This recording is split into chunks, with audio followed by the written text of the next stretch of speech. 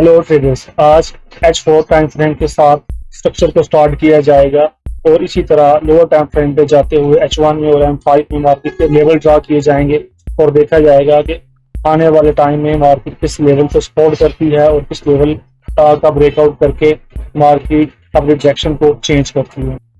सबसे पहले हम H4 के हाई को लेंगे। मार्केट ने इस हाई से नीचे आना स्टार्ट किया और यहाँ तक आई तो ये प्राइस 4260 का एरिया है। यहाँ से मार्केट जब आई तो यहाँ से एक रिट्रेसमेंट मार्केट में देखने को मिली। मार्केट की प्राइस अपने प्रीवियस हाई तक जाने में नाकाम रही और इसी जगह को एक रेजिस्टेंस लेवल बनाया और मार्केट की प्राइस यहाँ से तेजी के साथ नीचे आना शुरू हो गई। मार्केट ने इस जगह से अपना फर्स्ट हाई को साथ इस जगह से मार्केट ने फर्स्ट हाई है ये इसका, ठीक है। तो उसके बाद लो बनाया और फिर हाई क्रिएट किया और फिर इस लो का ब्रेकआउट करते हुए मार्केट ने एक नया लो को क्रिएट किया। मार्केट का ये जो ये वाला लो वाला एरिया है तकरीबन ये बनता है 40-30 का एरिया, ठीक है। यहाँ से मार्केट में दोबारा एक रिट्रेसमेंट देखने को मिली जो कि प्रीवियस हाई की लिक्विडिटी को गैप करके मार्केट की प्राइस यहाँ से नीचे आई, ठीक है। और मार्केट ने दोबारा अपने इसी लो को ब्रेकआउट कर दिया। अब मार्केट यहाँ पे क्या कर रही है, रिट्रेसमेंट का रूल पूरा कर रही है और जस्ट ये आप देख सकते हैं कि इस लो से नीचे जस्ट एक ही कैंडल ने क्लोज दिया है और यहाँ पे इनको दोबारा ऊपर जाना स्टार्ट हो गई है। अब हमारे मेथड के हिसाब से मार्केट की प्राइस को स्ट्रक्चर को फॉलो किस तरह करना चाहिए उसके बारे में वो बात करेंगे। अगर ये H4 का टाइम फ्रेम है, ठीक है, H4 टाइम फ्रेम है, H4 टाइम फ्रेम के साथ अभी मार्केट ने क्या किया, यहाँ से जस्ट एक लो से नीचे एक ही कैंडल को ब्रेकआउट नीचे किया। मार्केट की प्राइस को करना ये चाहिए कि अपने इस लो से अपने इस हाई तक जाना चाहिए मार्केट को, ठीक है। इस जब तक ये लो ब्रेक नहीं होता मार्केट की डायरेक्शन यही रहेगी इसके हाई तक, ठीक है। अब यहाँ तक जाने के लिए सबसे पहले इसको अपने छोटे टाइम फ्रेम का जो स्ट्रक्चर है इसको चेंज करना पड़ेगा। H1 का, M5 का इसका स्ट्रक्चर बाय में होगा तो ये इस हाई तक जाने में कामयाब रहेगी। अगर ये अपने H1 या M5 के टाइम फ्रेम में जो स्ट्रक्चर है उसको ब्रेकआउट करने में नाकाम रहती है और अपनी डायरेक्शन सेल की ही रखती है तो मार्केट अपनी इस हाई जो इसका टारगेट है यहाँ तक जाने में नाकाम रहेगी। चलते हैं, देखते हैं लोअर टाइम फ्रेम में क्या सूरत है। हमारे पास इस टाइम H4 में मार्केट का स्ट्रक्चर सेल में है और इसका ट्रेंड भी सेल में ही है। इसको चार्ट को करेंगे क्लियर। अब चलते हैं हम H1 में। H1 में जाने के बाद हमें देखना है कि मार्केट का स्ट्रक्चर किस जानिब है और इसकी डायरेक्शन और इसका स्ट्रक्चर और इसका ट्रेंड किस जानिब है। सबसे पहले हम H1 के स्ट्रक्चर को मार्क करने के लिए चार्ट के हाई से एक लाइन ड्रा करेंगे, ठीक है, और इसकी हिसाब से ही मार्केट के हाई लो को मार्क करेंगे। ये मार्केट का लो था, इसने मार्केट में रिट्रेसमेंट दी। रिट्रेसमेंट करने के बाद यहाँ पे एक हाई क्रिएट हुआ। इस हाई को मार्केट ब्रेकआउट करने में नाकाम रही और मार्केट ने क्या किया, अपने लो को ब्रेक कर दिया। जब लो को ब्रेक किया तो मार्केट ने यहाँ पे देखा जा सकता है कि 2 से ज्यादा कैंडल्स नीचे क्लोज की, जो एक वाज़ह पैगाम था कि मार्केट अब इस हाई तक जाने में नाकाम रहेगी। मार्केट अपने इस लो को जो इसने पहले प्रीवियस सपोर्ट एरिया बनाया हुआ था अब इसको सपोर्ट बिकम रेजिस्टेंस बना लेगी, ठीक है। यहाँ पे हम ये हमारा लो आ गया। अब ये मार्केट ने क्या किया, अपने इसी जो इसका लो था जो इसका सपोर्ट एरिया था इसको रेजिस्टेंस बनाया और इस रेजिस्टेंस के साथ ही मार्केट ने यहाँ से रिजेक्शन ली। रिएक्शन लेने के बाद अब मार्केट कर क्या रही है, अब मार्केट यहाँ से दोबारा सेल हो रही है। अब यहाँ पे आके कुछ देर मार्केट रुकी जरूर है लेकिन यहाँ पे स्ट्रक्चर क्रिएट नहीं हुआ। स्ट्रक्चर क्यों क्रिएट नहीं हुआ, क्योंकि मार्केट ने यहाँ पे एक रिट्रेसमेंट का रूल पूरा नहीं किया था। क्लियरली मार्केट यहाँ से आई है नीचे, ठीक है।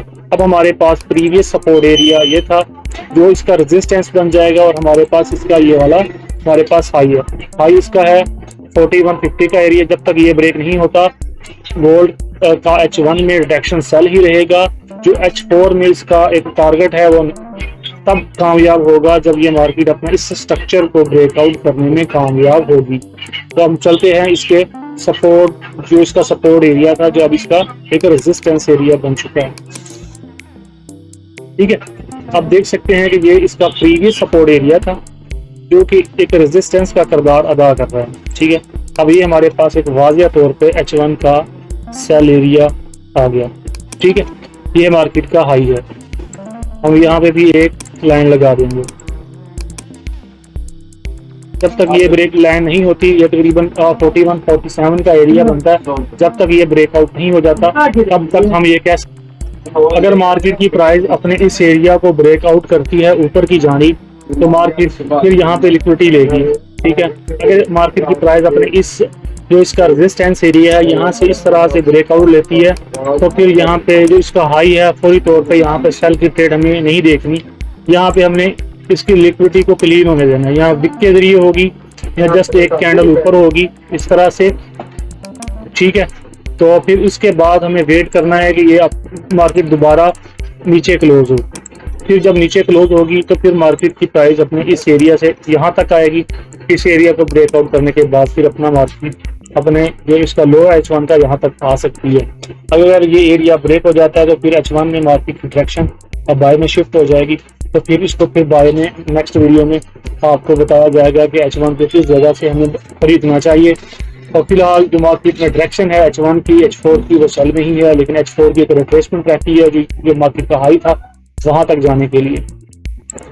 अब अगर हम देखें इसका भी कुछ सवाल टाइम फ्रेम तो M5 है हमारे पास। M5 में अगर मार्केट के स्ट्रक्चर को अगर लेके जाया जाए अपनी इस लो एरिया की जानिब से, मार्केट का प्रीवियस हाई ये था, मार्केट ने जब अपने प्रीवियस हाई को यहाँ पे ब्रेक किया, ठीक है, और ब्रेक करने के बाद मार्केट में रिट्रेसमेंट आई और अपने मार्केट ने क्या किया कि जो इसका प्रीवियस हाई था इसको ही इसने जो इसका रेजिस्टेंस था इसको सपोर्ट एरिया बनाया। सपोर्ट एरिया बनाने के बाद मार्केट दोबारा बाय में शिफ्ट हो गई। ठीक है, अब हमारे पास इसका लो हाई यहाँ पे हम मार्क कर देते हैं, ये इसका हमारे पास लो है और इसी तरह हमारे पास इसका ये वाला हाई आ गया। जब मार्केट ने किया यहाँ पे, जब मार्केट ने एक इस हाई को ब्रेक किया तो मार्केट ने यहाँ पे आके एक अपना रूल पूरा किया किस चीज का, रिट्रेसमेंट का। जब रिट्रेसमेंट का रूल पूरा कर ले तो हमारे पास क्या हो जाता है, हाई बन जाता है। मार्केट ने हाई को क्रिएट किया और प्रीवियस हाई तक आई। ठीक है, ये इसका रेजिस्टेंस एरिया था। मार्केट ने क्या किया, resistance become support, resistance become support यहाँ पे हुआ और मार्केट दोबारा अपने हाई तक गई। हाई को ब्रेकआउट किया, एक ही कैंडल ऊपर क्लोज की, दोबारा अपने लो के पास आई और यहाँ से फिर मार्केट दोबारा ऊपर चली गई। अब ये हमारे पास हाई आ गया। ठीक है, और ये इसी तरह हमारे पास ये इसका लो है। अब मार्केट की प्राइस को अपने इस एरिया तक आना चाहिए था। ठीक है, और क्या किया, यहाँ पे मार्केट ने अपने रिट्रेसमेंट का रूल पूरा कर दिया। ये हमारे पास हाई आ गया। अब मार्केट की डायरेक्शन क्या थी, ये एरिया था, ये इसका सपोर्ट बिकम रेजिस्टेंस वाला एरिया बना। मार्केट ने अपने इस एरिया से पहुंचने से पहले ही अपने हाई को ब्रेक कर दिया। तो ये हमारे लिए एक एरिया ऐसा है कि हम इसको कह सकते हैं कि मार्केट का ये वाला एरिया मिस है। हो सकता है कि मार्केट अपने इस एरिया से दोबारा यहाँ तक चली जाए। ठीक है, यहाँ तक दोबारा जा सकती है मार्केट। अगर अपने इस हाई से मार्केट प्राइस नीचे आती है तो फिर मार्केट की डायरेक्शन फिर नीचे सेल में शिफ्ट हो जाएगी M5 की, और फिर ये इसका टारगेट होगा M5 के अंदर ये वाला एरिया। ठीक है, ये हमारे M5 के एनालिसिस है। उम्मीद है कि आपको स्ट्रक्चर मार्केट की जो है डायरेक्शन समझ आ गई होगी। उम्मीद है कि आपको हमारी वीडियो पसंद आ रही होगी। जो हमारी वीडियो में देर से आ रही है मैं कोशिश करूंगा कि वो डेली बेसिस पे हो जाए इंशाल्लाह।